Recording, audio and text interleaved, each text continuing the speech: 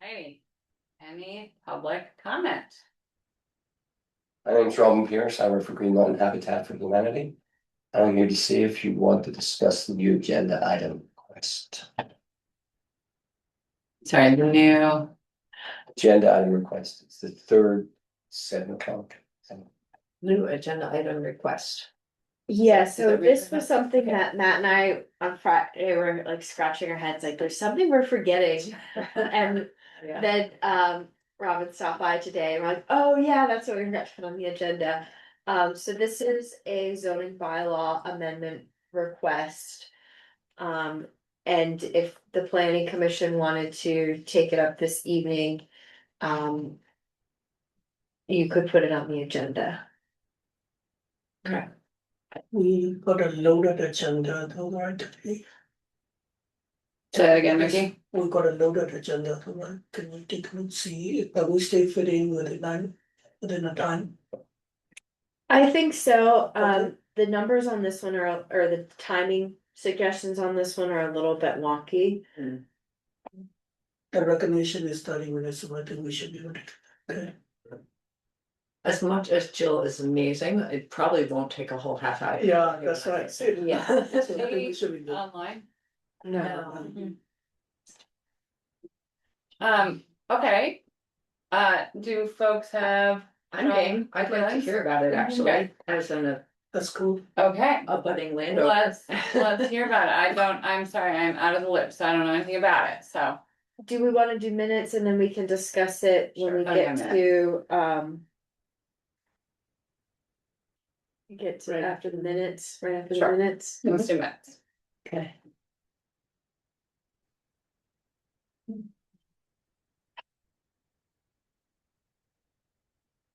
Comments on the minutes.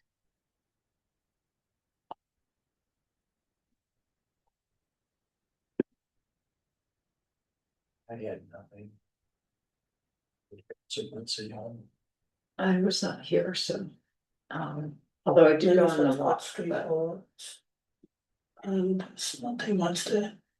I Fine. read it through it, I'm okay with it, opposed to go as it is unless anybody. For a second, Second. all right, all those in favor of approving the minutes? Aye, okay, any opposed? Any abstaining? Okay. Great, I don't know, Chapin was trying to say something. Chapin, were you? No, I just voted yes. Great, Okay, cool. yes, Awesome. thank you, Okay, all right, the new agenda item. okay, let me just pull up the staff memo and the. Yeah, we could start with the map. Okay. So we're talking about the village zoning district. And Robin in particular's interest in 99 Oak Hill Road. This property is between Williston Road and the interstate. It has a little dilapidated house on it. The property is about 12 acres. And the request is around the setbacks to Interstate 89. So when the village bylaw was adopted, revised a couple years ago, there was some conversation about it. The setback has always been 150 feet. It's always been measured from the edge of right of way. And where that red line is located, that's about 150 feet from the yellow property line. Which chews into quite a bit of land on this lot because of the way the interstate right of way is designed. I think they kind of plan to have an off ramp. So you could get off in the village. That was never built, but the right of way is still there. So it's a very large setback from the actual pavement. When the village bylaw was adopted, there was some conversation about, well, should we adjust the 150? My memory of the conversation was that it wasn't very fact-based. It was basically, it is the way it is. Probably don't want development any closer due to noise or pollution. Didn't look into the topic further. We just kept that setback the same, even though we revised a lot of the other standards of the bylaw. So now we can jump over to the memo. But before you Yep. jump, if you don't mind, the green line at the bottom, Yep, so the green line shows if the setback were to be measured from the edge of pavement or the edge of the white edge marker, bottom line, fog line, basically, yep. And to what extent? Like what is that distance? 150 feet. Okay, so what, I'm confused why. So one is from the edge of the right of way and one is from the fog line. Yep, so the red line is how the setback is measured today, which is 150 feet from the property line. The property line is shown in yellow. Oh, I see. The green line is one option that the bylaw could do, which would be to measure it from the edge of pavement or the fog line. And bring that 150 feet to the true measurement from the interstate. and one other question, if you don't mind, I don't know much about this. The idea that there was a plan to put in an exit, I assume that's dead and buried and never to return. So we don't have to take that in, we have to take that into account. We could look into that, but I'm pretty sure that is dead and buried. I'm a budding landowner and. We certainly want it to be. Just kidding. Yeah, I think I would have heard if that was in my deed. But they have a right of way still? that's Yeah, it was the the interstate. Yeah. Yeah. Yeah, so they still own that land that follows that yellow line. Can I ask another question? Actually, two more questions. One is, there is an easement across somewhere down there, for some hypothetical rec path that we might wanna dig out. I know it definitely crosses the back of my property, which is the 1-2 over. So just a heads up that we might wanna look into that. Another question is, just for some sense of scale. I realize this is a static map, but could we look quickly at a live map and zoom out? I'm curious, like how that 150-foot line would. Like, how does it line up with some other things that we already have? I'm thinking of, forget the name of it, the senior living. Whitney Hill, yeah. Whitney Hill, and also to Williston, the condo area, Yep, the commons, yeah. right? So For kind of some- like this. Just for some perspective, you know, the other direction, like going west. Okay, I'm just trying to get a sense of like, Yeah, so Whitney Hill is Right. that one. Yeah. yeah, Yeah. and. so- Right. So it looks like, I mean, just kind of eyeballing it, it looks like that. That 150-foot buffer is pretty consistent. Right. I think the only lot that would also benefit from this is 235 Tower Lane, that one on the end of Tower Lane. So it used to be Tower Lane, the water tower. It got sold and the buyer built a house. And I remember having back and forth with them during the permitting because that 150-foot setback, the only place they could put their house was really close to Tower Lane. If you want to zoom in on that one and turn the base map on. So that's the only lot that Oh, yeah, they're really close. has another structure in it, and that I think is the old water tower polygon. I don't think that's the Oh, okay, polygon. right, got it, and then there's the rest area. Yeah, and there's a parcel between Whitney Hill and the rest area that the town owns. This one here, Yeah. Yeah. which is all wet. No, this is helpful, thank you, I just wanted to Can kind of I- put it in perspective. Ask what might be a silly question, why?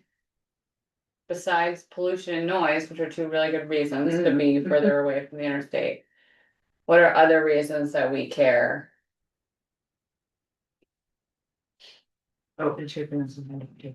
Sorry, take. Just to, no, just Okay. to, I would say. If there was a consideration from the view shed as seen from Interstate 89, which isn't something in our current town plan, but was a consideration. Probably in the 80s and 90s when Williston started to take a closer look at the zoning, so think about. Act 250 requirements where Home Depot and Walmart were required to have very large planted berms and you can't even see them from the interstate. So my speculation would be 150 feet is a quick and easy way to have things farther away from the interstate. Just to protect that view. Thank you. Chapin? Yes, I wanted to comment on a couple things. One is back on that piece of land behind the rest area that the town owns. It's not all wet. About half of it is wet, just to clarify. And I believe that it was a planned exit onto Oak Hill Road. That's why the line runs where it does. And it wouldn't make much difference to the town if the line were different. However, this is not the first applicant who has looked at this parcel and dealt with this line. And so I struggle a little bit with making any change based on one applicant. And the other thing I wanted to say is if you run from the north, that's in the northeast corner of where Oak Hill goes over the interstate.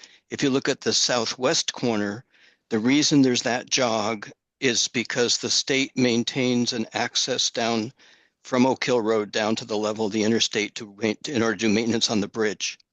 And I don't know, to the west of where South Road comes in, opposite it. Yeah. So that's so they have infrastructure there, if you want to call it that, because they have a ramp of that you can drive down if it were cleared to work on the bridge from the underside. And I wouldn't want whatever we do to change anything about that. In other words, that property boundary really does define where the state wants to be able to do stuff. I think in the northeast corner where we're talking about, the state is not going to want to do stuff, although we can't be sure because it certainly does give them room to do something if they wanted to work on the bridge from that end or something. Yeah. This Go ahead. wouldn't change where the property lines are, like, you still wouldn't be able to encroach on another property. But it would just, let's see, if I show this map again. Yes. It means that you could build closer to your property boundary because you're not measuring the line from the property boundary. Exactly. And yes. Yeah, it just brings up all sorts of things for me. Complications. How's that? What would the other what would the setback be, all property, like they have setbacks normally, what would it be if the highway wasn't there? And what would it, what are kind of some alternatives that are being proposed? Cause I don't think it's a good enough reason to say, we're not gonna do this is because we've never done it before. Obviously we should weigh complications and what other can of worms, like, is it gonna open something, or is it just that it's been this way as a fact of history and actually maybe we should reconsider it? So what's kind of the alternative? Like, Yeah, so what would those setbacks kind of look like? Would it follow still the angle of the property and give buffer there? Would it, kind of, do we have? yeah, so when we did the village bylaw, the big setback that changed was the setback to Williston Road. So Williston Road was a 50-foot setback. And it was changed to a minimum 15, maximum 35.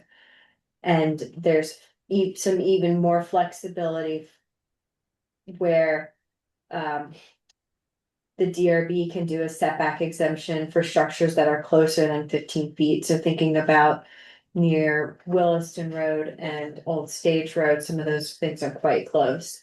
And knowing that those lots are very small, they're constrained with wetlands in the back and wanting them to maintain the rights to that closer setback. So That was the biggest change when we did the village bylaw and gave some more flexibility to Williston Road. We also gave flexibility to corner lots, so there was a 25-foot setback to other roads like Old Stage and North Williston Road. So then lots, you're constrained with 50 feet here and 25 feet there, when gosh, that side road is really more of a side yard than another front yard. And there's also flexibility for where there's corner frontage on Williston Road and a secondary street. So we got a lot more flexible in those setbacks. The side and rear setbacks are still this typical 10 feet side and 15 feet rear. And then there's some flexibility for landscape buffers depending on the use. Can you go back to the map of the green and yellow? Yeah.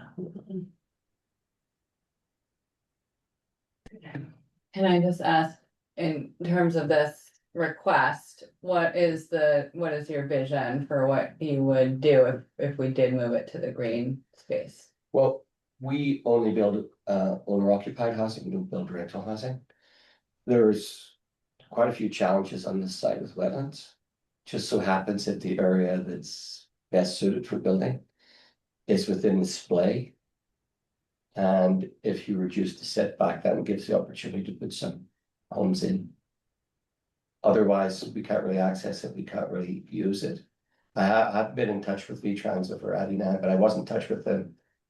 With a little triangle towards Williston Road, because apparently they acquired it because they were thinking of a roundabout at some stage. They're not going to do the roundabout. I have an email from Michelle Beaumont saying the roundabout is not something they're going to do. And I started to look deeper. I think there's a lot of just in case land that the state owns, you know, that was planned 20, 30, 40 years ago, and they're still holding on to some of it. And I'm not sure they want to let it go, but at least if we could change the setback, it gives an opportunity to make use of the land that we purchased. So you guys already own Yes. Habitat owns the property, Yes. and. Okay.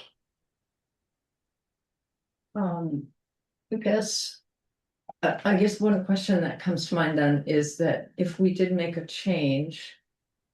It would apply to the whole village, it would not just be a one-off for this property, is that correct? Yeah. Okay, we should change it for everybody. Yeah, no, I agree, I just was clarifying that, yeah. Yeah, it would change for everybody. Its utility for other properties would be fairly limited. Right. So like Timothy Way, Rita Circle, those are all in the RZD, that's a different zoning district. The Commons is a planned development, so they would all need to vote to have more development in their backyard, and a lot of it's wetland. That one lot on Tower Lane would benefit, the town lot behind Whitney Hill. Then we're in the fields behind Town Hall, which are mostly wet. Then we come to Chapin and Megan's yards, and then this property, and then the other lots. Then the Allen Brook, so this property is right on the boundary between the village zoning district and the ag rural district. The Allen Brook is that distance, so those long skinny parcels on the between it and Williston Road are mostly constrained with Allen Brook setback, and then everything to the east to our right is the other zoning district. There are homes in the ag rural district. If we pan down to French Hill, there are a couple homes that are Yeah. closer than 50 Super feet. close. Very close, so you can see them when you're going down the highway. I was just trying to measure, some of them are like 70, 50 feet from the property line. Yeah. But a lot of those houses. I think some of them at least were there before the highway was built. I think, and then some of them obviously were more recently. And this did not affect the other side of the highway. Correct, The because south everything side. on the south Okay. side is ag rural, and then everything to the east of the habitat lot is also ag rural district. And what's the setback for ag rural? It's still the 150. So right now, we're only talking about changing that 150 in the village. um. All those RZD French ag. Hill ones are just existing non-conforming or whatever. Yeah,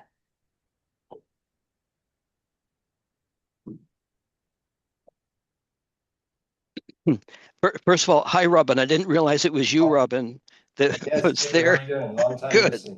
Yes, good to see you. I'm with Reed actually in Maine right now. Um, the I did not realize it didn't apply to the other side of the interstate and that we're just talking about the village district.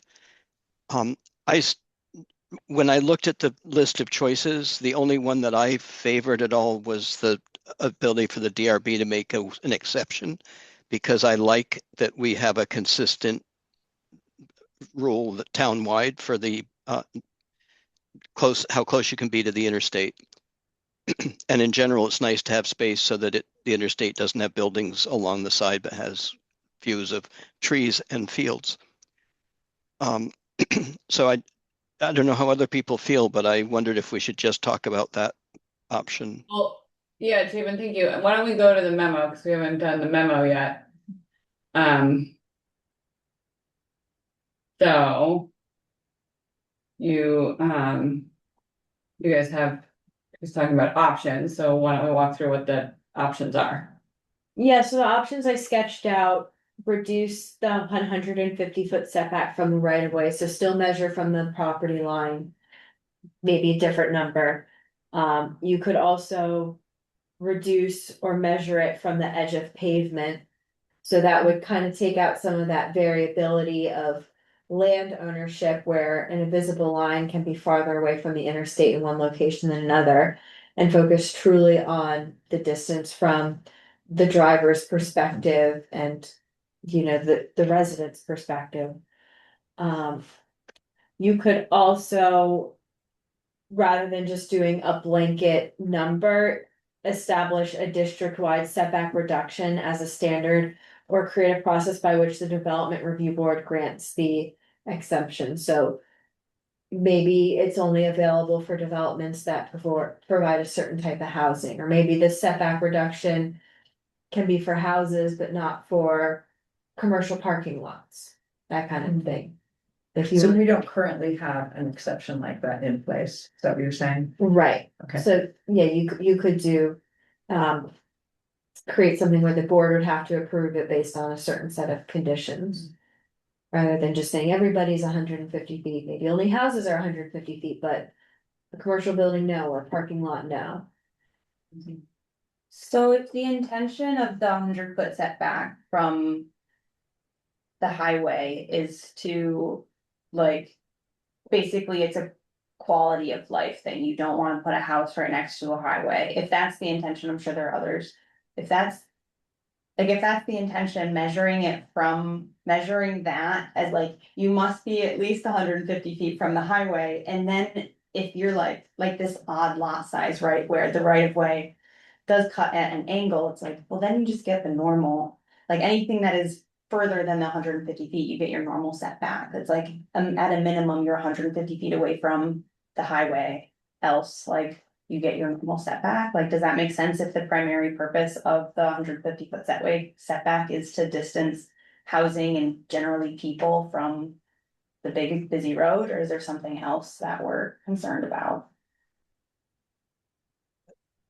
They expanded the rest area a decade ago, and I know that we don't think there's ever going to be an exit there, but I think part of it is not to ever have future infrastructure that's added to the interstate be too close to residences or whatever.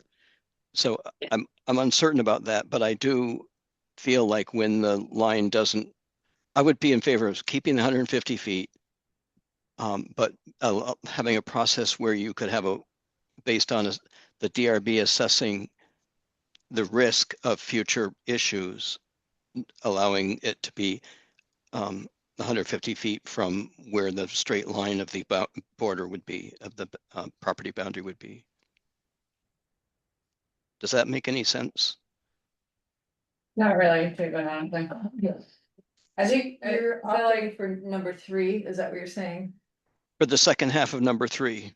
create a Right. process by which the DRB can grant an exemption. And that process would include the fact that the property boundary strays farther away than the normal place, et cetera. What would you consider, like, what guidance would you put in that would guide this decision? So say we put something in the DRB and then this applicant goes to the DRB with their proposal, like what guidance would we be putting in that thing and where would it? Like, and what would the outcome of the decision effectively be? That's where I'm struggling with the fact that this is a project I would like to go forward personally. It's also a piece of land I know other people looked at and have not bought because of this problem. And so it's hard for me to say that we should make an exception based on an application. So I'm having a hard time, frankly, reconciling all that. But Have the other people come to the. Chiefin, our town plan prioritizes affordable housing. Mm-hmm.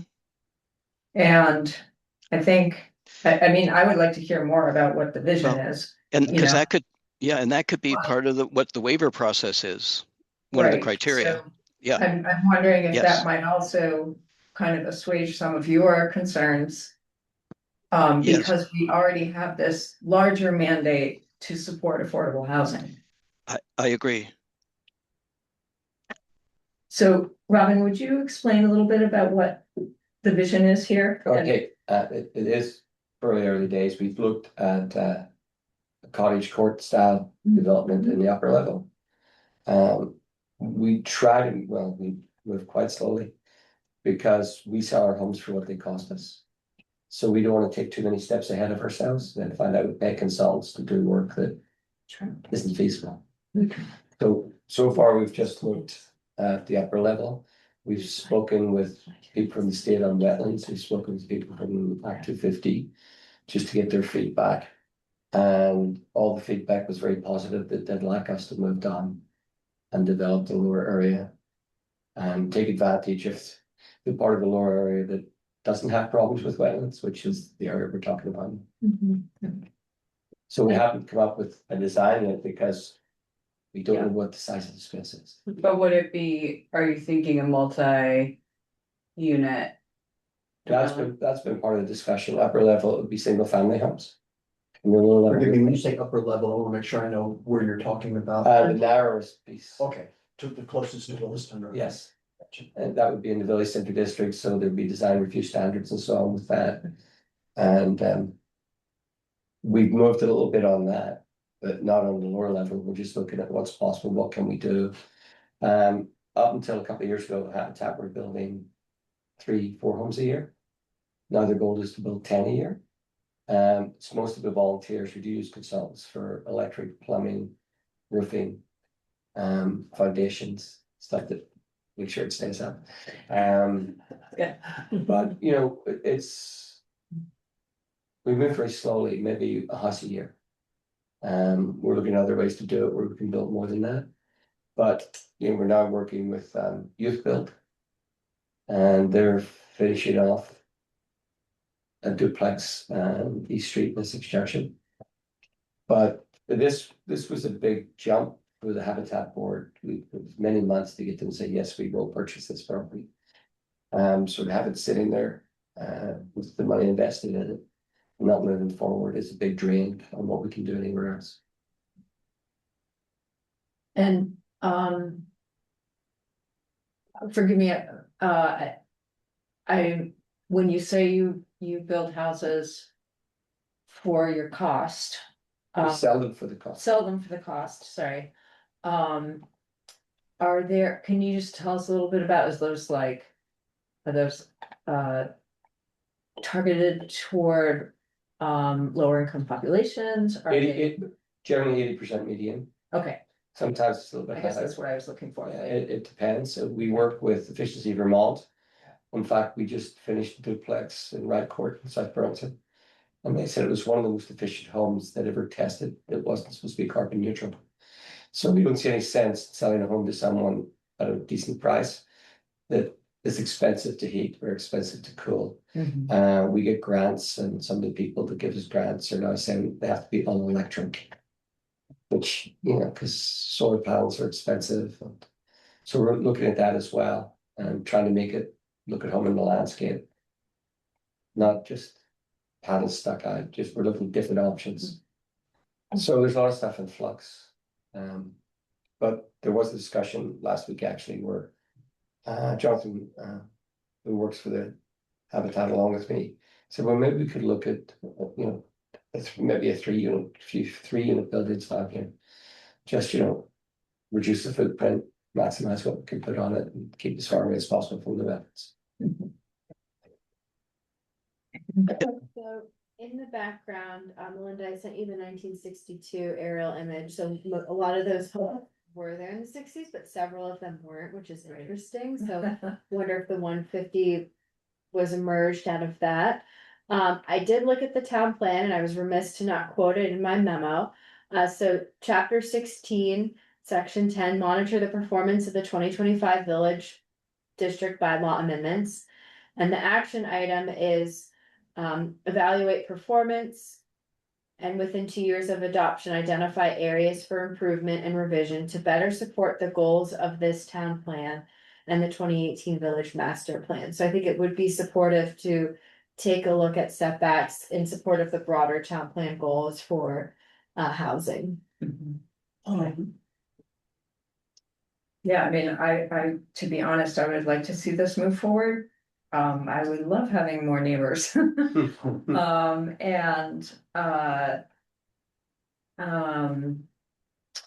don't know what kind of time frame you're looking at. It sounds like you're not moving super fast at this point. We're not moving super fast. It may be a 2-phase project. Where we do the upper level, the one closest to the crossroads first, and then move into the lower one, because we need the money we get back to put into the next year, make it more elastic.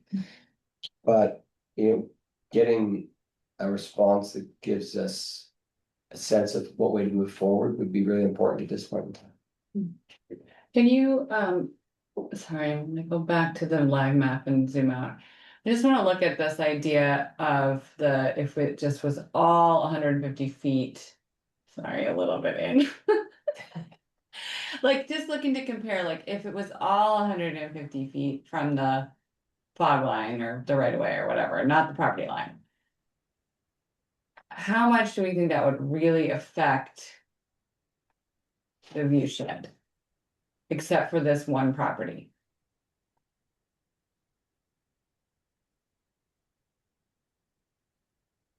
Not a whole lot.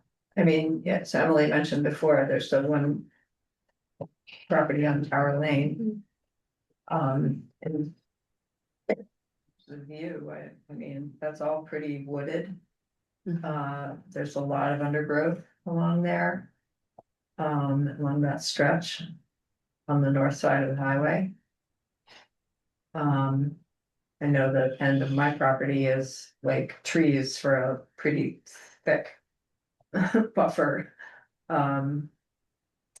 And so I don't like my perspective living right there. I don't think there would be a big change in visual from the highway.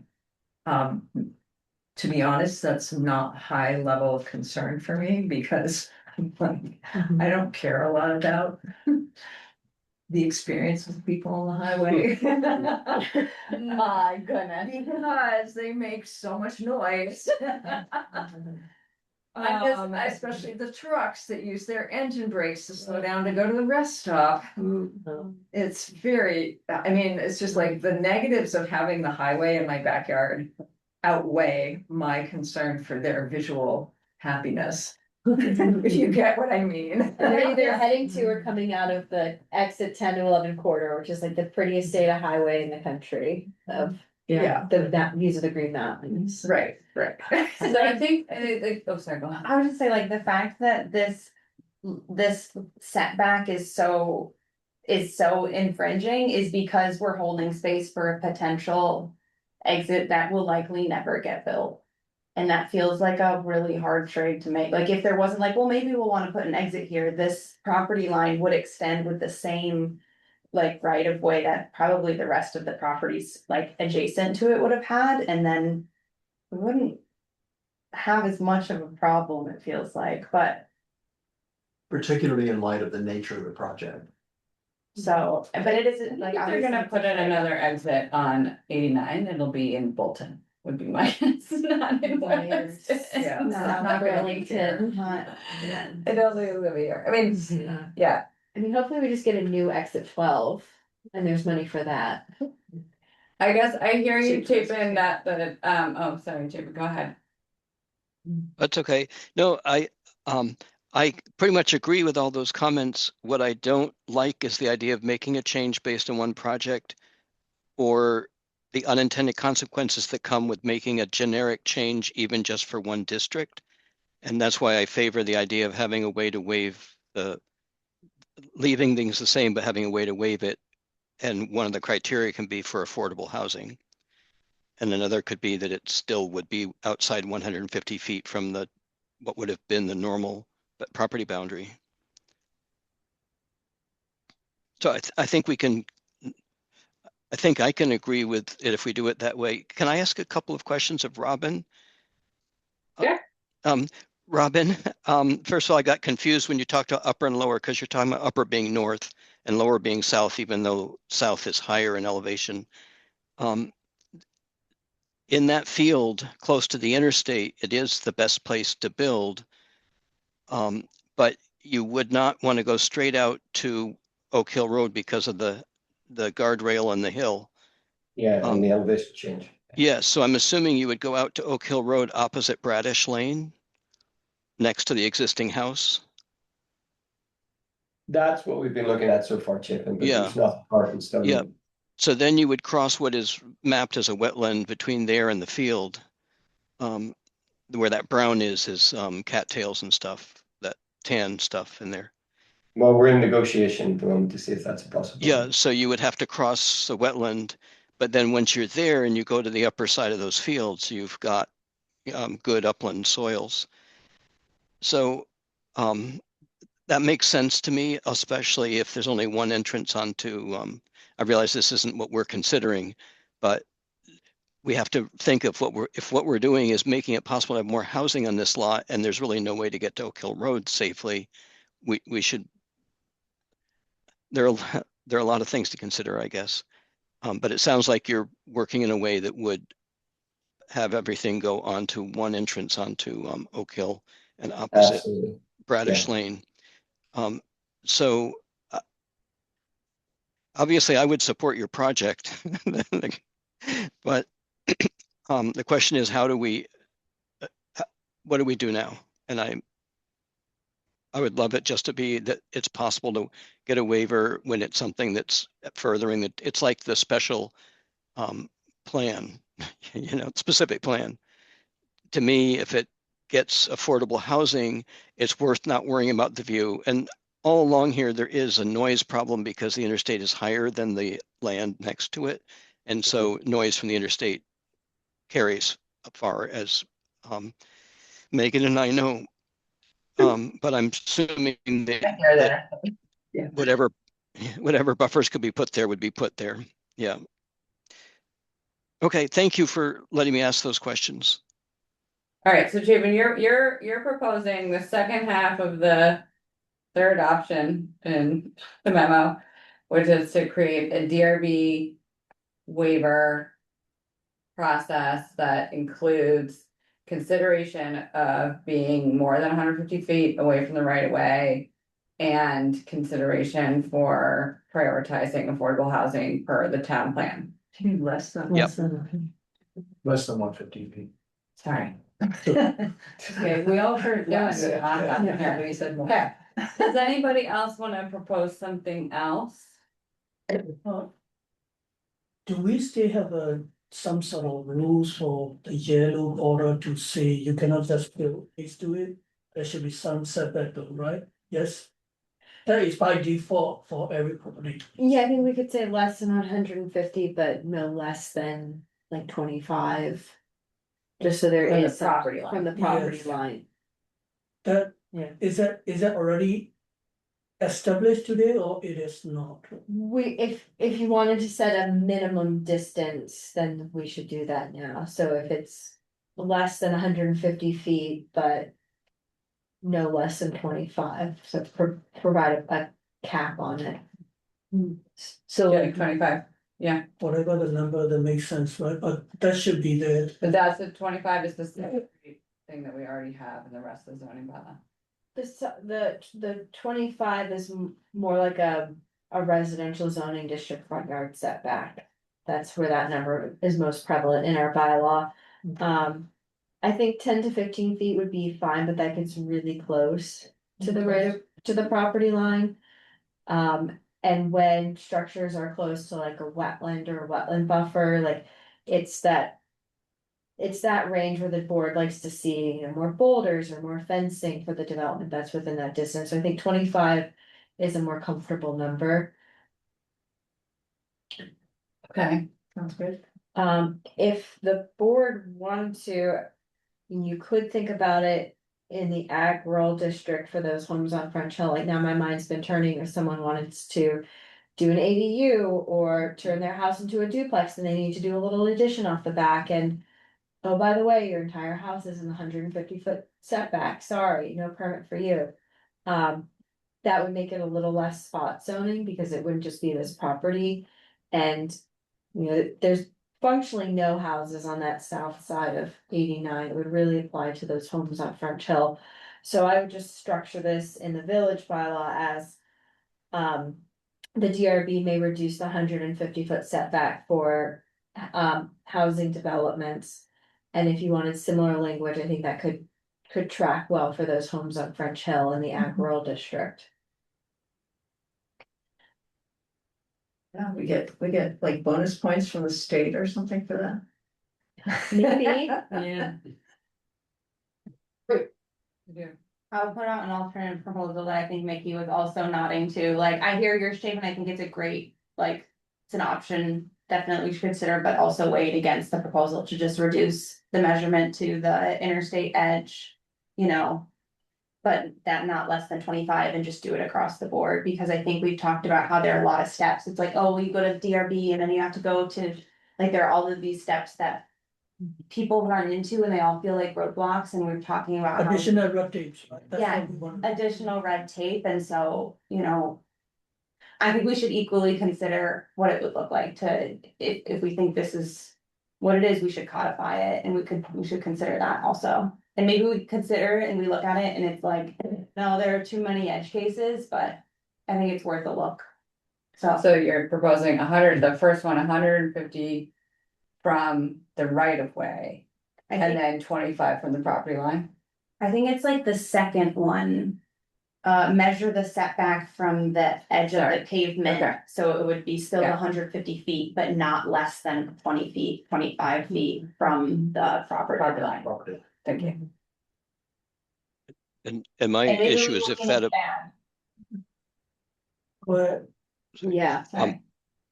I'm sorry, I was just gonna say, my issue is there are places where the property line bumps that should not have it from the setback from the interstate, like on the opposite corner of Oak Hill and Interstate, where there's a ramp for accessing the underside. But that's on the other But that's side in of that the road. different That's a zoning different district. zoning district. So you're talking about a different rule for this zoning district? Yeah, we do that all the time. Right, but the interstate is the interstate is a consistent feature. Is the ramp on the other side owned by the state as opposed to private landowner? Yeah. That you're talking about? Right there, yep, see that square? Never be used Ju- then. So this is where the ramp is. I think. Yes, and you wouldn't want to be measuring. I just feel like measuring from the side of the interstate. I don't know. It's true, they have the property. Yeah. So I maybe don't it's- think that would affect it, yeah. Yeah, maybe it's not an issue.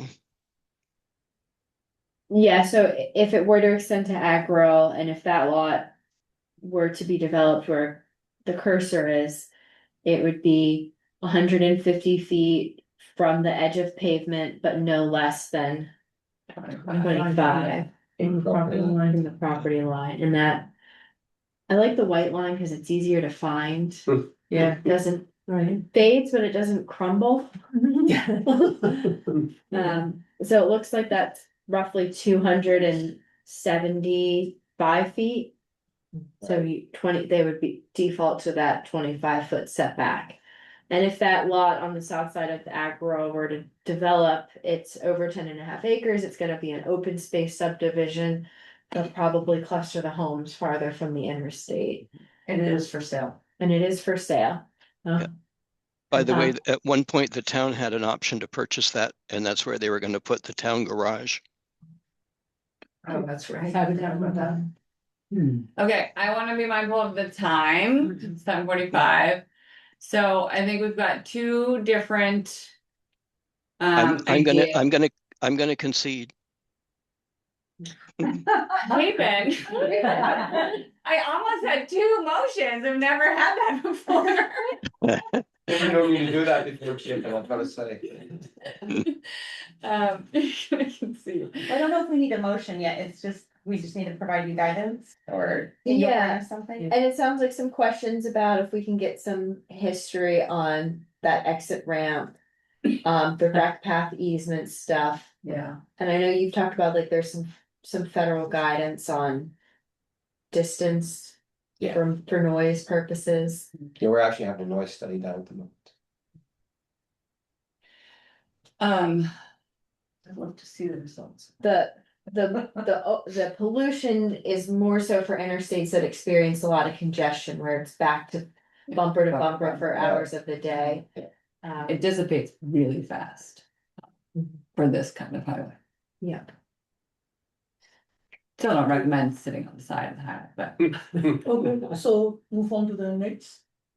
Well, so okay, so you have the guidance you have. I think the one other thing that would be important is we have talked now multiple times about French Hill. And the one thing about this proposal, I agree with you, Hannah, like the very, very simple, not going to DRB, just do this. If we're just gonna do it in village, zoning district doesn't matter. But if we did it for everyone, it doesn't really help those guys who are non-conforming if they did want to do like an ADU or something of that nature. Yeah, I think I feel more solid with it in the village, and we'll probably bring you some more information on ag rural. So what the process will be is we have the green light from you guys, it's gonna go into the bundle of. The big beautiful bylaw amendment. Package that No. It's gonna be several packages. Like It's gonna be several packages Hearings. of a lot of Yeah. bylaw amendments, so this one, we're bundling it into our fall thing. Mhm. And it'll be. One of the packages, cause yeah, we're gonna subdivide it out for the select board, just so it's easier for brains to compartmentalize. And if there's a certain topic that doesn't go well, the other tracks of the bylaw amendments can move forward. Is there a timetable for it? Late summer, fall. Get something through the planning commission hearing process, and then it would be off to the select board. By the spring, I would hope. Late winter, late winter, spring. No. I think ideally try to get something through before they're into budget. Yeah, Cycle. Yeah, that would be because nice. everything stops. Yeah, yeah. that would be When nice. they do the budget. Okay, well, thank you very much. Yeah, Thank thank you. you. Thank you. Take care, Robin. Cheers. Yeah. Cheers. Thank you for working on this, Robin. So while we're on the topic of bylaw amendments, and I will have to bump over to the select board at some point, I'm wondering, do we wanna do? The other one and then This one, do the RZD? Yes, okay. IZD? Yeah, let's do it. sure, why not? Let's see. Josh, the property owner of Roadside Motorsports, was aware of this meeting. He wasn't sure if he was gonna be able to make it. I don't see him in the attendee list. Oh, So, bless you. thank you. In April 2024, the planning commission considered a request from the owner of Roadside Motorsports regarding the land use standards along Industrial Ave. Josh, the owner, has kept in touch with me and others in the office since that time and has continued to express interest in the zoning district. Back then, the planning commission voted 5-1 to take up the amendment, but the work was deferred until the adoption of the 2025 town plan, which was August of last year. So now is a good time to pick that topic back up. There's also in 2024, I got a lot of questions about 11 North Brownell Road. I like to call it a white elephant property because it's a single family home with a large auto body garage in the backyard. So it was someone's work from home business for many, many years. When people expressed interest in it, it's way too big to be any other home business today because of our limits on home businesses. It can't be a commercial use because it's in the industrial district. So a lot of people would come in with their cool business ideas, their live work ideas, and they wouldn't be feasible because of our zoning. I will note that the roadside motorsports property is significantly strained by a 150-foot buffer. And that would limit any potential development or redevelopment in that site. A lot of their outdoor storage and parking is within that setback. Some of its permitting status may not be fully permitted, so it might have existed for a very long time under the prior ownership. Which means if they go in to make changes to their lot, they're kind of hemmed in into what they could do. But if they could purchase the lots next to them that aren't in that wetland buffer area, there would be more opportunity there. As well as just saying that the use is allowed in this district gives more flexibility for the parts of the property that are vested to continue in operation. So the recommendation for the planning commission would be to take up this topic. We would do a survey for the neighborhood. I did upload a potential abutter list of the properties that we would mail. Create a little landing page with project information. I would kind of emulate the process that we did for the New England chimney supply specific plan. Obviously, this would be much lighter weight, but the survey worked really well. And I felt like the community meeting, people were able to come to the conversation a lot more informed and being able to give good ideas and feedback. So I toss out a couple questions that they would consider. And thinking about each of those specific lots that would potentially be subject to this amendment. Was there a map associated with this? Yes, That would be so helpful. Let me, It was in the old, like, Oh, you in the old clicked thing. the old one, the staff memo. Okay, I haven't looked at that one yet. Oh, well, it might be in the, It's not it's in the, not, it might be in the Memo. folder and then on the website. oh, there we go, okay, it's in the staff memo. Um, There's the map. yes, so lot 1 is the roadside motorsports lot and the other lots in the RZD are shown in red. There's 3 of them. Lot 4, the biggest one, is the most interesting one in my eyes. It's kind of got this like legacy use on it. The current property owners of it, one of them recently passed away, so I'm gonna be curious to see what happens there. But that one, putting it in industrial might not make sense. It's in the RZD, it could be a great opportunity for housing development, given its size. And it does have a good portion not in that Allen Brook buffer. And it does, abut the homes in Lamplight Acres. We talked about that last time, right?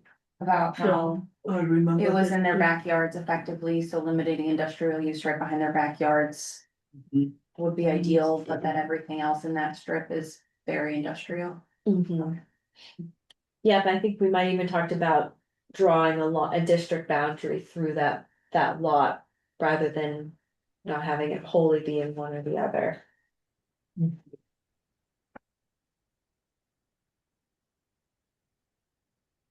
Okay, so your question is, do we take it back up?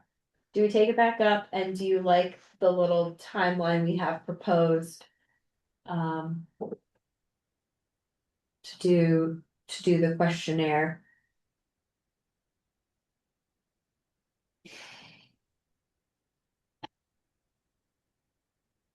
Questions? So it'd be like during July, pretty much doing a survey. Yeah, the only thing that comes to mind for me is it's summer and are we gonna be able to get to people? Mhm. And we won't know until we know.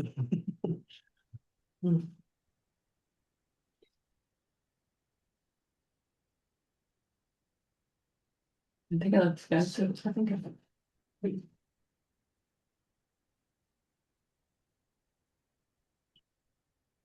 Yeah, I would definitely like to know what folks in that neighborhood. Feel about. The existing and possible future. That. I like the idea of a site visit. And.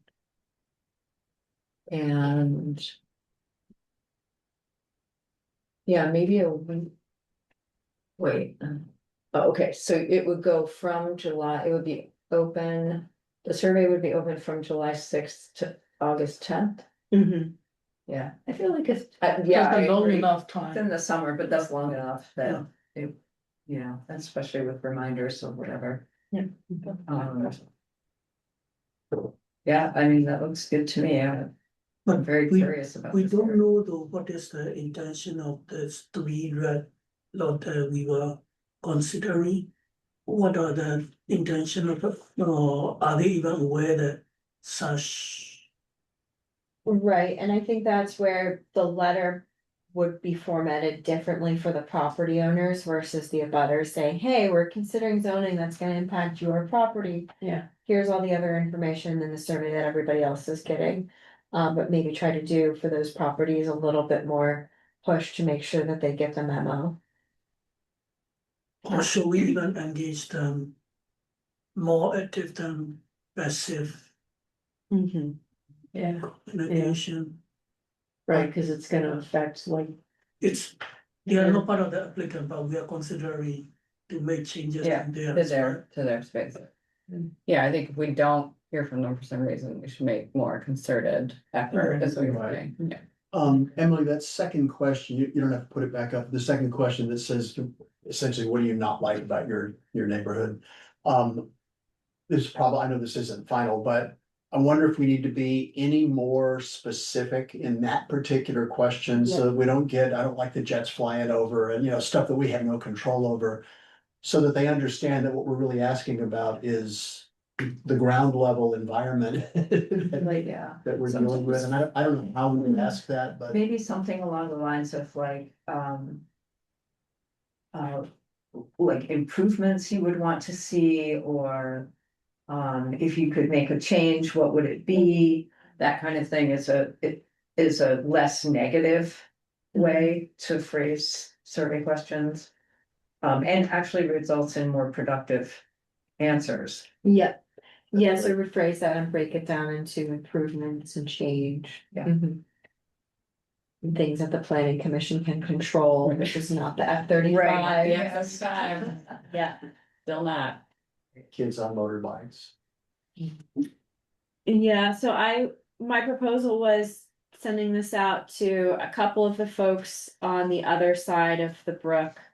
In the neighborhood off Essex Road, doing everything on Industrial Ave from the Route 2A intersection, which is homes, and then a couple of those first industrial lots off Avenue D.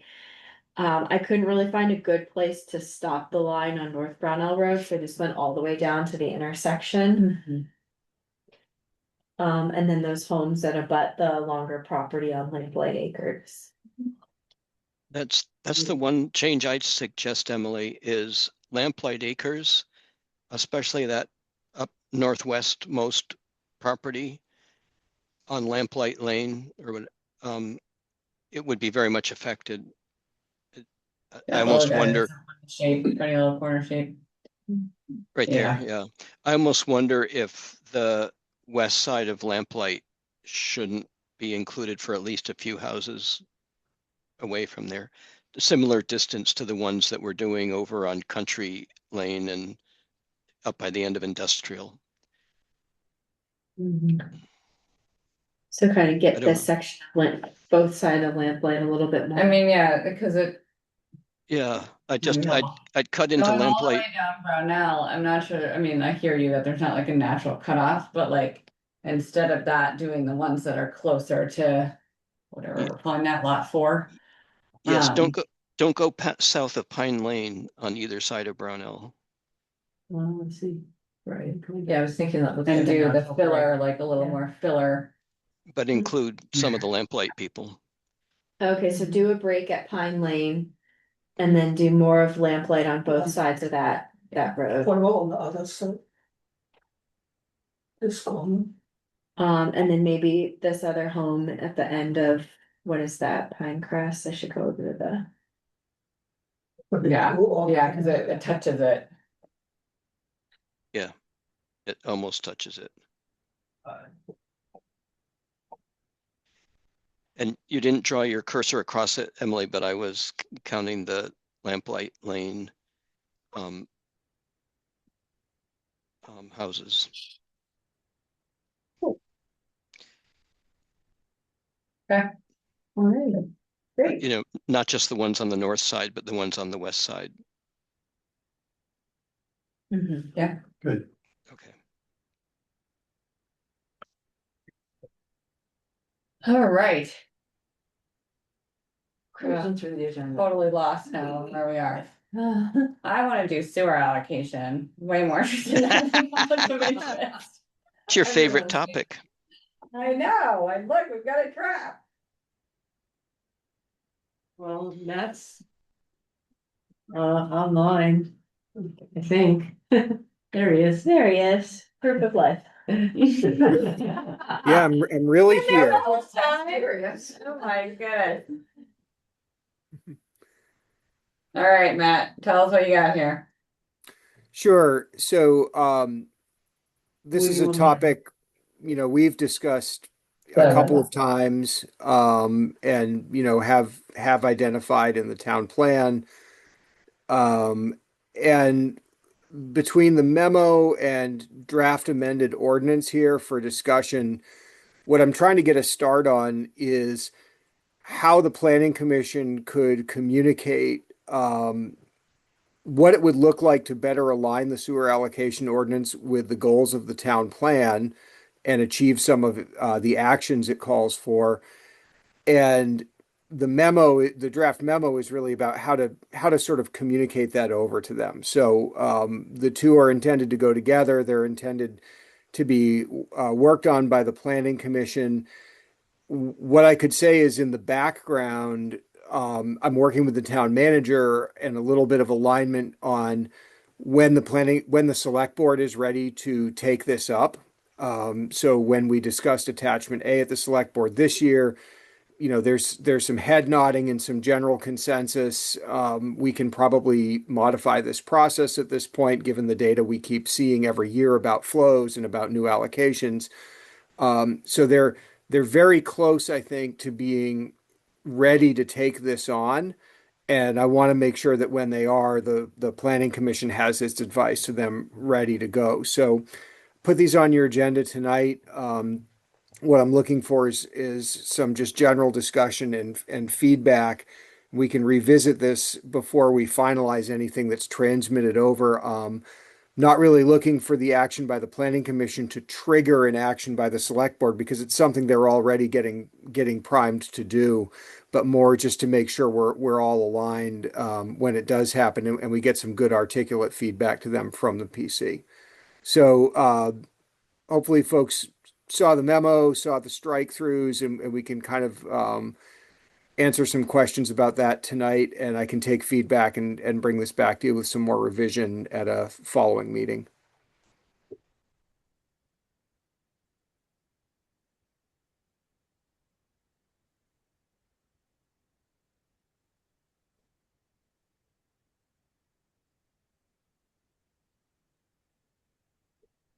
Questions?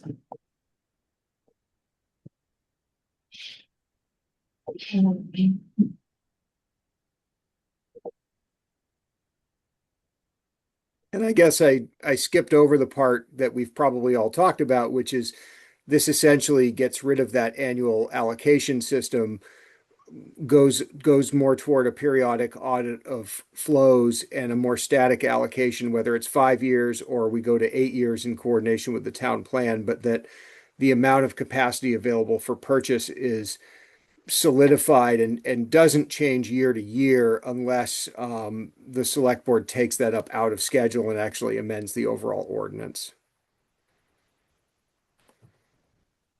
And for the user, so for the person applying for an allocation, Matt, it would be very clear what is available, how much they can purchase, what have you, like for a longer period of time, right? So does it create more certainty there?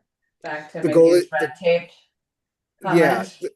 exactly. So, right now, if we're having a conversation with a new developer in, say, March, what we're telling them is, well, we know how much is left if you really get moving fast and buy your allocation before the end of June. We actually can't tell you what's going to be available starting on July 1 because that allocation hearing hasn't happened yet. So being able to say, nope, the allocation schedule is set. There's no plans on changing it. We can tell you how much is available to purchase right now. We can tell you how much will be loaded into the system when it resets on July 1. That adds the certainty.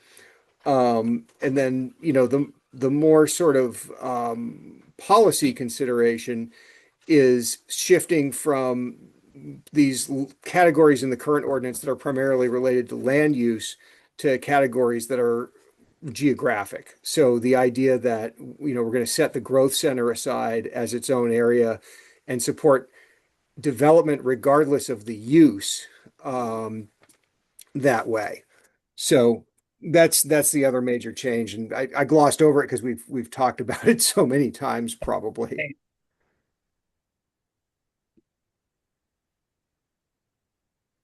The one part of that, can you remind me around geographic versus use when you have a specific, say we're saying tax corners, you get all of this because we want to encourage growth. Thinking about the brewery case where you're like, oh, this is like a really high intent, like this can be very water and sewer intensive. Are there still Control around. controls around, are there still use-based things along with the geographic things, or are we shifting fully to it because we know in this area growth is always good? That's a good question. So I don't have this drafted to call those out, those heavy users out. Start with the breweries example. And one reason I might not worry about that so much in the allocation ordinance is with those users that create high strength or high volume waste in the sewer use ordinance, which is different from the sewer allocation ordinance. We have as the town, the ability to require them to do things like pre-treatment and monitoring that really keep the town in a good position to deal with those kind of flows if they come up. I do think if the planning commission wants to think a little more broadly about that, and that question of is all growth in the growth center good or equally good, you might think about something like the citizen feedback you get from time to time. Why so many hotels when we need so much housing? The land use development standards allow both uses in the growth center, right? You allow hotels and you allow residential. Do you want to, beyond sort of some of the discussion of affordable housing, do you want to prioritize housing in general or mixed use projects versus commercial only projects in the allocation ordinance? And I can look at some ways we might be able to draft that up. That's a cool thought. I like that idea a lot. Does that have to do with the future land use designations too, or is that independent? As far as it is an agenda item on the agenda tonight. No, I just noticed in the memo here that you refer to the future land Right. use designations, and I wondered based on Hannah's point, like. Use, geographic area, or does the flu designation, does that matter to, to that balance between geographic and land use? I think what we would probably want to be referring to is the town plan land use designations. Okay. And we have another agenda item on to talk about those, which is why I asked, because there's actually some of that agenda item is about just bringing these really clear statements of intent into the picture in the town plan. And always the idea and the hope is that the zoning districts and whatever geographic sub districts are created in the allocation ordinance are informed by and achieving the goals of the town plan. So I guess beyond that, if you were to look at housing as a priority, as a town-wide goal, that's a goal regardless of what part of the town we're talking about, then you might want to bring that into the allocation ordinance equation. I'll have to look at how the best way would be to do that.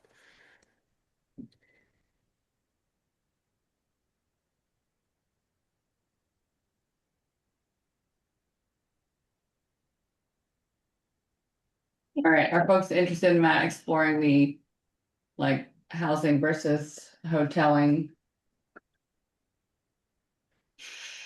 Maybe.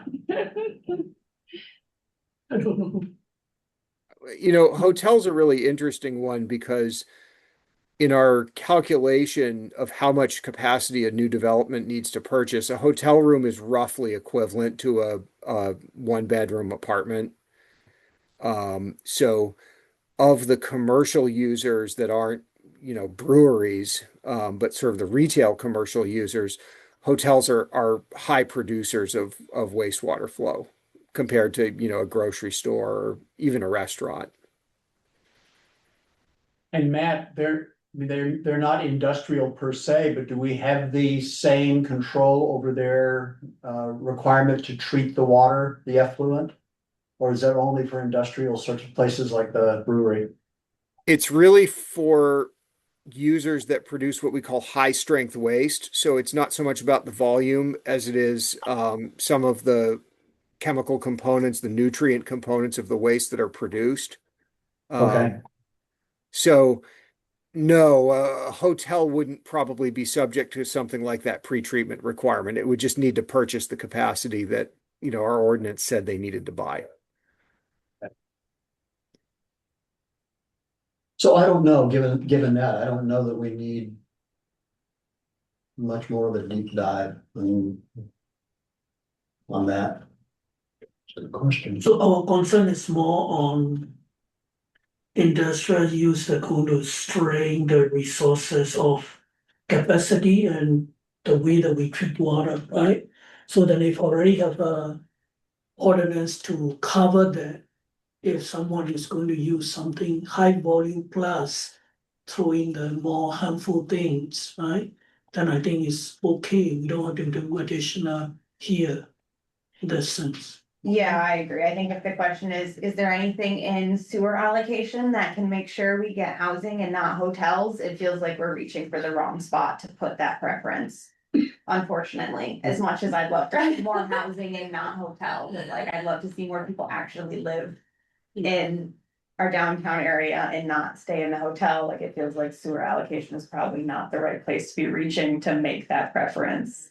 Yeah, good point. Well, right. And, in our land use conversations about the form-based code, one of the thoughts to address that housing versus hotels element in zoning is to treat hotels more with the residential development standards as opposed to the commercial ones. And one of the things that does in the context of Williston's form-based code is it would require those street-facing balconies. So now you're really looking at someone who wants to build a hotel and say, are you willing to build a hotel that has, sliding doors that open onto usable balconies facing the street. And that certainly would narrow the sorts of hotel developments that would be interested in Williston, interested in the growth center, right? So there might be a set of land use controls that you're aware of that resolve more of that wanting to be heavily weighted toward housing versus hotel, and then you don't need to necessarily worry about it as much in allocation. Yeah, it's also made them to be converted to residential in the future, right? Because they are more residential-like. Right, Yeah. right.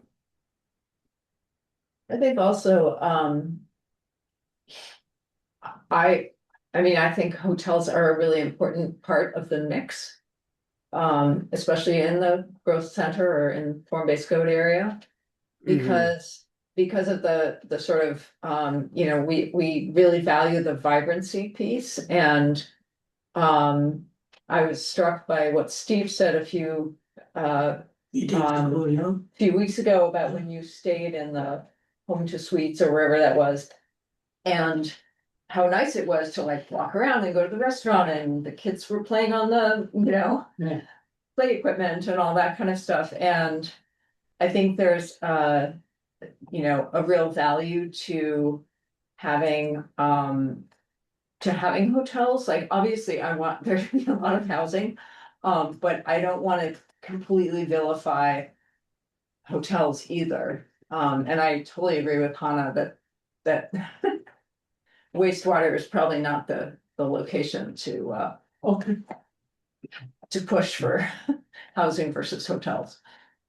And Matt said the magic words to me just now, which were, we tell them how much capacity they have to purchase, Right. which means that we know upfront, a priori, what usage is gonna be implied. All right, so Matt, it sounds like we need to just have folks review this some more, be ready to make a move once the select board is ready. Is that what I'm hearing from you? But we don't Yeah, need- that's we right. don't need like a motion or anything tonight because we're just sort of in preparation. Nope, I don't need a motion. I just these are great notes tonight, and I can work this draft, and you know we can work on it together at a future meeting, and also like you said, be ready when we can get to the select board to talk about aligning this with their other goals, and you know seeing it as an implementation of the town plan going forward. We're ready to provide them with that feedback. So terrific, thank you. Yeah. All right, what do we want to do next? Conflict of interest or draft land use area description? Conflict of interest. Yeah. All right, let's do conflict. Pick- So to Megan, conflict of interest. I'll be right back. Hannah, will you take over?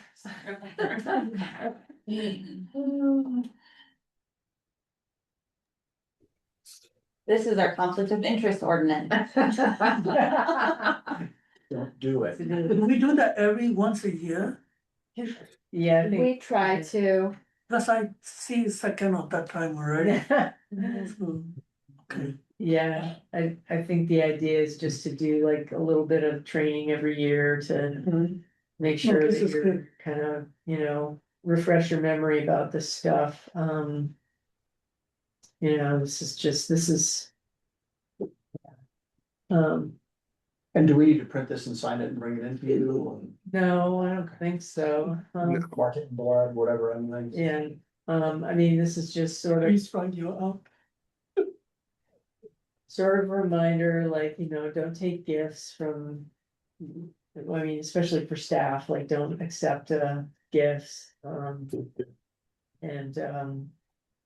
not to. Create even the appearance of conflict of interest, and that's sort of like a basic planning principle, ethics principle. And then, you know, being aware of ex parte communications, particularly in a quasi judicial matter, like this affects the DRB. Really, Yeah, this is a really interesting one. So if Mhm. the DRB has an application on their agenda next week and you see them in the grocery store, they're supposed to say, hey, public comment needs to be submitted to staff or brought to the hearing.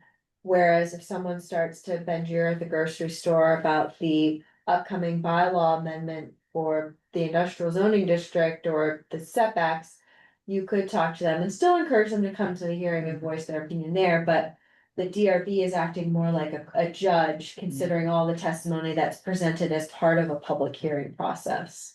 Got it. Yeah. Anything specific that the staff want to highlight on the sheets? Just being really, clear about when you have when you have a conflict of interest with a matter that, the planning commission is working on. And kind of being sort of hyper aware of that, like, yeah, and, and basically, disclosing that. Yeah, and it can be more gray area for a board like the planning commission, so the DRB. Their recusal process is pretty cut and dry when they're a direct abutter or their. Their career and business is intertwined with, an applicant next door. But you're all citizens of Williston, so the zoning. Impacts your properties, it impacts your neighbor's properties, so the gray area can be a little bit different there. And don't hesitate to reach out to Matt or myself, and the chair. To discuss if you get a funny feeling, it's always better to talk about it and make a conscious decision in the hearing. To keep moving forward rather than regret it in the future. Sure. Yeah, that's pretty much. Yeah, for me though, I mean, I see some sort of conflict, I just abstain myself from the discussion and all, then we don't have to have any kind of impropriety or any perception or anything at all, right? So that's I think makes sense.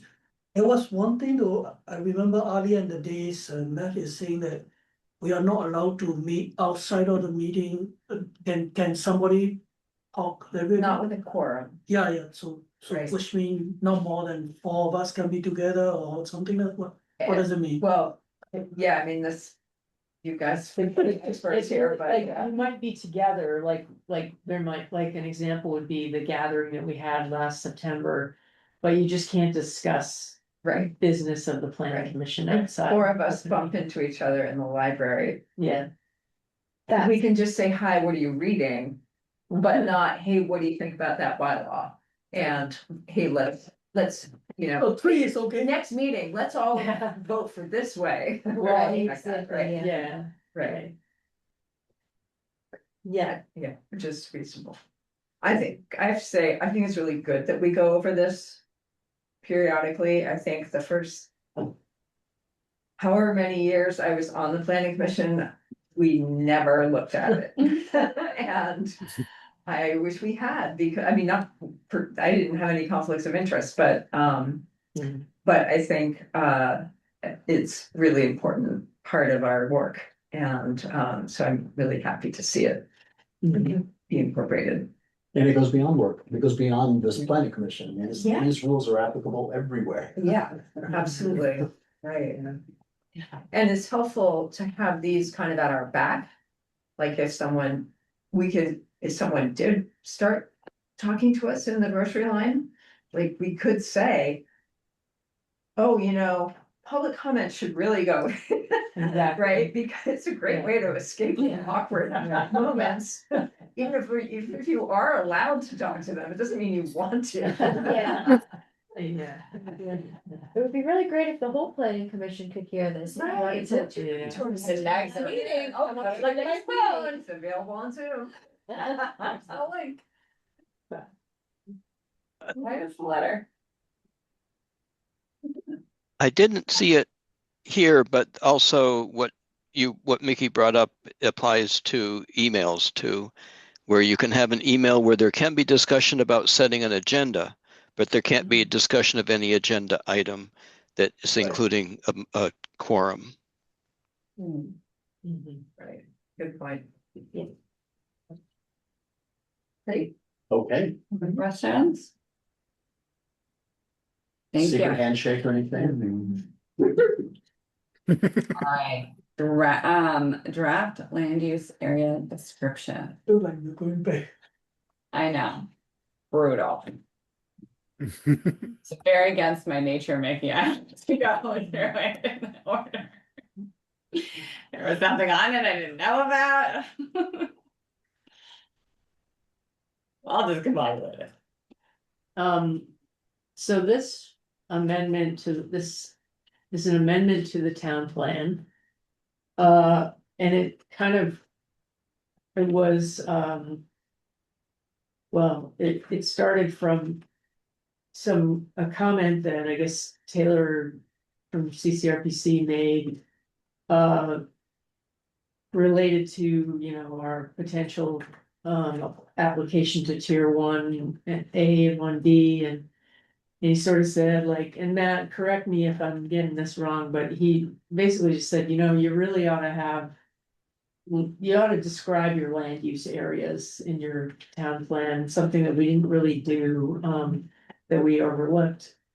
When we talk about, all these like things that we want to do with related to the zoning districts, and the land use, and, you know, do or not do land use boundaries, but we don't really ever describe them. So, this is in part, designed to address that with just a section that we inserted, future land use area descriptions. And also, like Matt said, there's really statements of intent in here, meant, you know, to kind of guide our vision for what those areas should be in the future. And feel free to jump in, Matt, if you want to. But basically, yeah, just talking about like lumping all, you know, talking about mixed use areas and then zoning districts within the mixed use areas. And then talking about industrial. And then the zoning districts within industrial, and then finally residential. And the zoning districts within the residential, well. Which is just the RZD, and then we talk about rural residential. And the only district within that, which is the ARZD.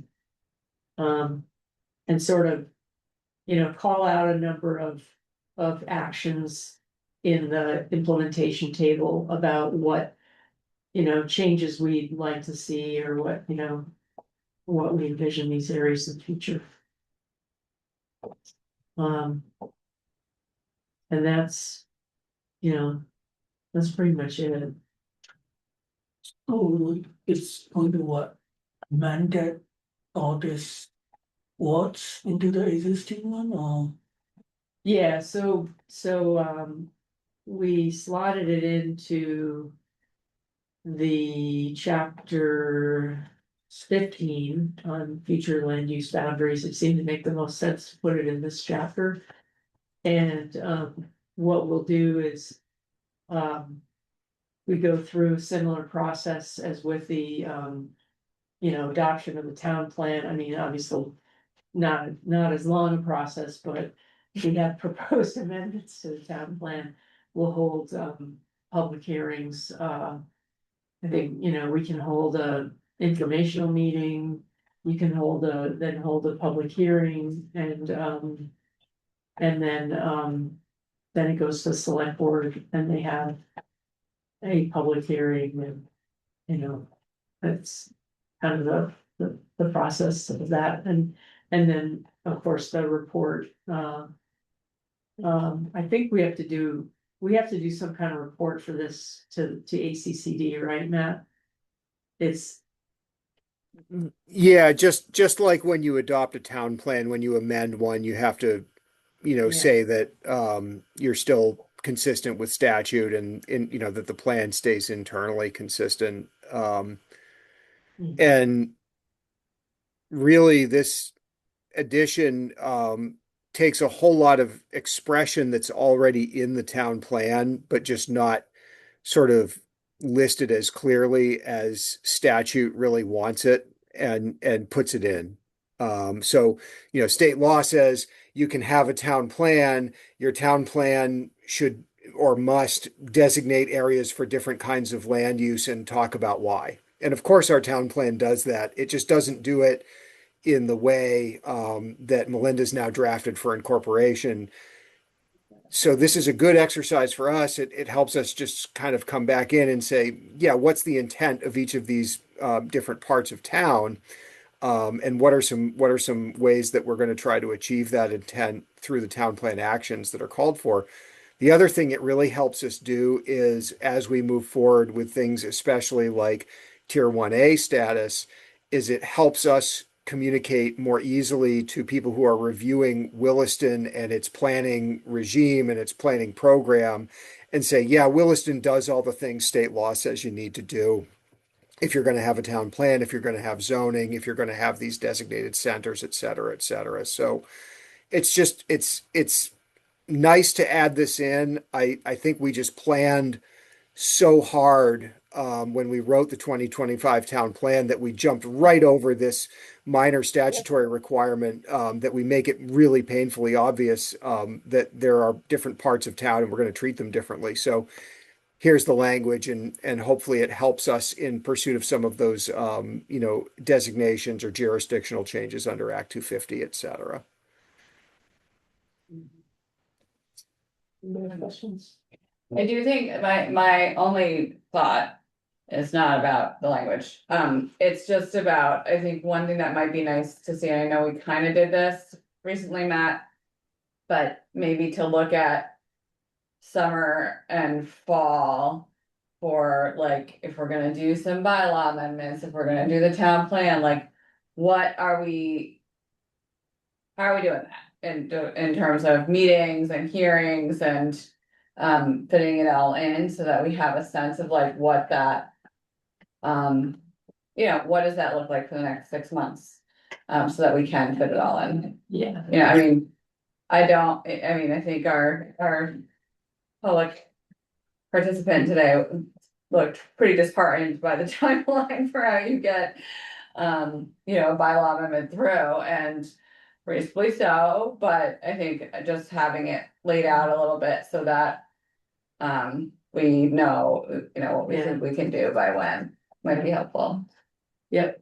And we'll need to And what can we bundle too? Yeah. I mean, for like public hearings, right. can we bundle it not just for ourselves and for timeliness, but also for participants so that they don't have to come to 3 meetings, they can come to one. Right. They can keep all that in their heads. Go ahead, Chapin. This is very good writing. I'm just wondering if Stephen Shepard had wordsmithed it at all. I'd like to say yes, but no, I had nothing to do with it. So it is so good that I wondered if it was worth asking Stephen to polish it. Well, if it's that good, it doesn't need it. Well, but what I like is that it describes so eloquently what we are intending for these areas. And so there's a couple places I thought the choice of words was excellent, and then a couple places I thought it could be even better. So I would, if you're willing, I gather, Melinda, that came from you mostly. Well, that actually came from. Well, I started like a very sketchy draft, and then Matt worked on it a bunch. Okay. So it to me, it's very good, and it might, because it describes these land uses, I almost wonder if it's worth having the story view of it as we have in our introduction to each chapter. That's more of a question than a request, because it's great the way it is. I defer to staff, and I'm delighted if I can provide support. Just leave it at that. I mean, Feel free to reach out. There is sort of, like in the very beginning, kind of an introduction. So, yeah, that's why, like, I wasn't sure about including another sort of introduction here, because I don't know. I think it's good like this, in terms of like not having another introduction, I think that's fine. Yeah. Um. Yeah, and I appreciate kind of clear. This is what it is. I'm an academic, so of course I want it just to be clear, concise, Yeah. and I think there's a value in that. Like, I love that we have some elements of the town plan that are kind of more weaving together, kind of, just a bigger picture and almost like in a storytelling way. For this, I think it's kind of cut and dry, and it's more important that we have very clear facts, laid out, in a way that's very accessible. That's just my quick reaction. My only request too is that, since this is responding to what CCRPCP and the state is trying to do, can we validate all that everything that we write is so-called complying it so that we don't have to do another town plan amendment again on this topic? I mean, I think we could certainly throw this, this language, whatever. Draft to CCRPC and just ask them to take a look at it and just make sure, double check that. It's, what they thought we needed. Because I Yeah. remember during the town plan, we asked them to look at it also. Yeah, yes, So I say Good that job. because yeah, yeah, right, so in a way, they sort of overlooked this as well, so. Well, I think that's a good idea Yeah, to I just think get it's a them great to idea. eyeball it and tell Yeah, us, yeah. okay, this is gonna fix the issue that we have identified. Yeah, it's very painful for us to go through all this Yeah. thing like this. no, I And know, not everybody's energy. Well, especially Yeah. this one where it's like not, like Matt Right. said, it's all in there, it's just not yeah. in there the way they wanted it to be in there. It's ridiculous. Are we gonna do a town plan amendment to bring in the rec master plan as an appendix? We could also do that, Bundle yeah. that. I would, I was thinking of something like that. I would, Less painful, then it's more right. prefer. I would sort of hesitate against trying to like bring in too many town plan amendments, like, cause then we're really gonna get, Stuff to trip over. but the rec I master think plan that is sort one, of. we an could just obvious bundle one. it with that one. Yeah, When is that? It'll be. It's on the select board's agenda tonight, the draft of it, so it is, there is Oh, a okay, link so it's- available to take a look. Close. And they did ask, they're like, what fonts did you use for the town plan? So when it becomes part of the town plan, they can all look similar, so it's different, it's a little more polished looking, but it will have a cohesive feel with the town plan.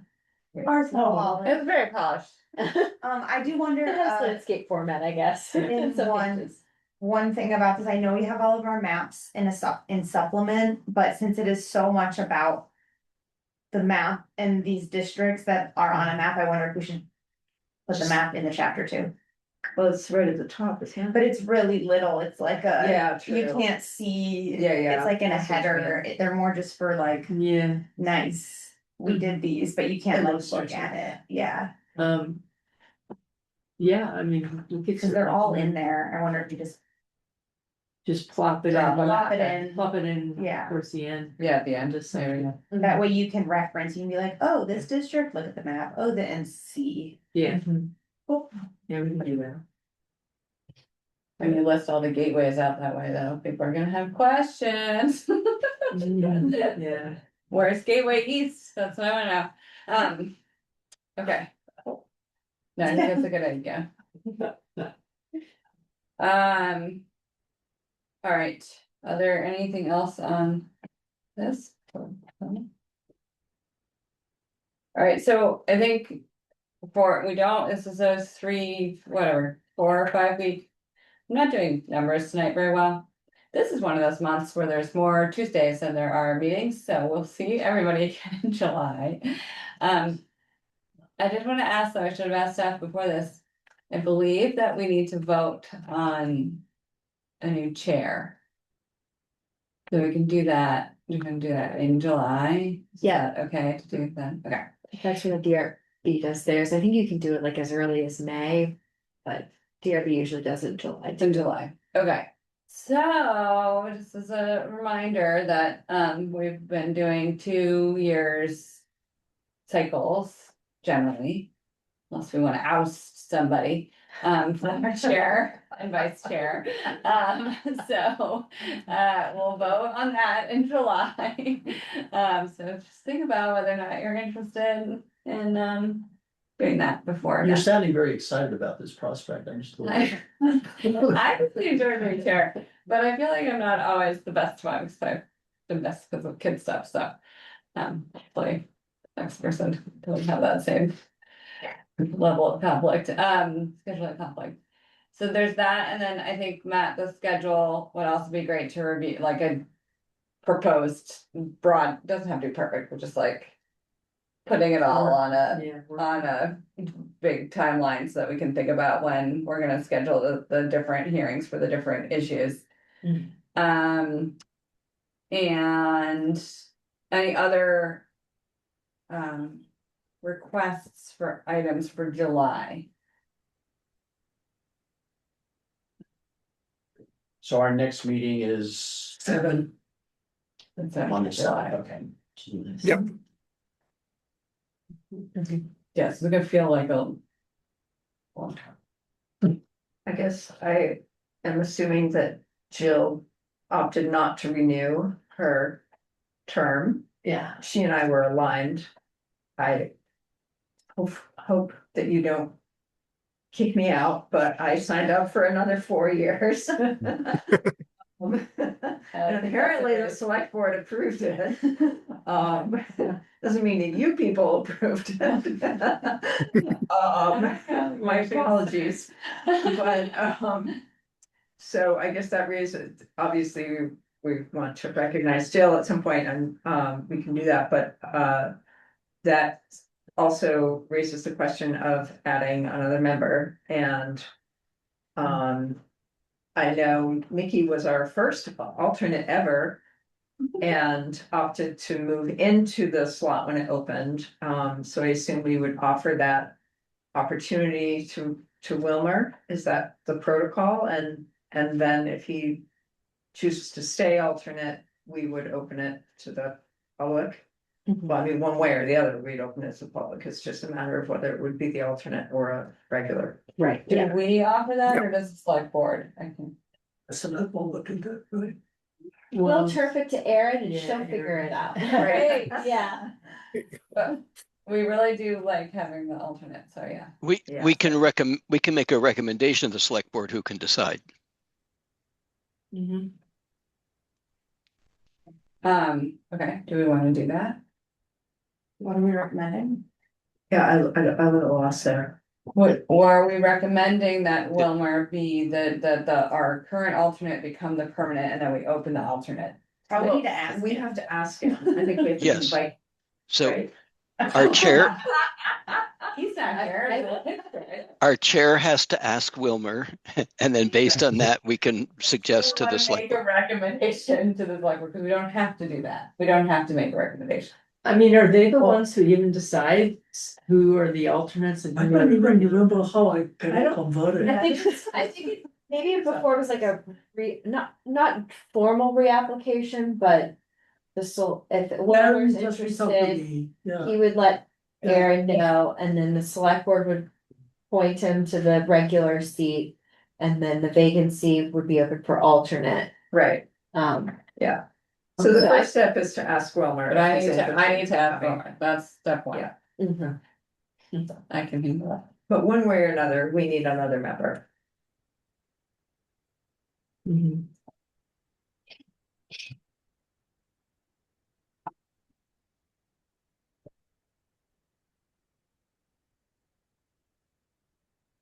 Great. Do you not have to go with the minutes? Not yet, the library's still Oh my god, going, okay. They're way behind. they're way behind. Okay, we're a little behind, but we're not doing horribly. We need to recognize Jill, 'cause she's not coming back, but she's not here. She's a bummer. So we'll just say that it's been wonderful having her on the select board, or on the select board, on the planning commission. Yeah, I think it's been really when she's quiet, but when she spoke up, it was like, oh, it's way deeper than I was going, and I Force really of nature. appreciated that a Yeah. lot. I think Jill has, I know it's been at least 8 years that she's served, because it was, she and I are in the same 4-year cycle. And I recall having a conversation with her last time when she opted to go forward with another 4 years, so I'm very appreciative of that. I think I was chair at that time or something, that's why I was having that conversation, and yeah, I've always really valued Jill's perspective, and she often thinks of, like, as you said, Sheila, that she kind of comes in with something that's like, oh, yeah. You know, I wish I said that. you know, in a sort of different angle. So I've always really appreciated that, and just it's just real deep sense of commitment, which I also value. Yeah. Yeah. That approach you're talking about when we had the hotel discussion over there. I'm over there, like I'm pointing like over there. Boy, she came at that with a passion, but it was a passion based on fact that it hit me in the side of the head like a brick. It was so powerful what she had said. It was like, wow, that's what I like to see. Yeah, that's good. Yeah, she also, I can't remember what it was, but she also made a really great point when we had that meeting with the Global Foundries folks a month or two back. Yeah, I think it ended up in the paper, didn't it? Yes, right, her Uh-huh. quote came in went into the paper, Yeah. and yeah, and I totally agreed, like, it was, that was like the essence of it. And of course, I'm blanking on what it was. Yeah. So we'll Thank miss you, you, Jill. Thank you. Text her and make her watch this. Minute 46. All right, we did it.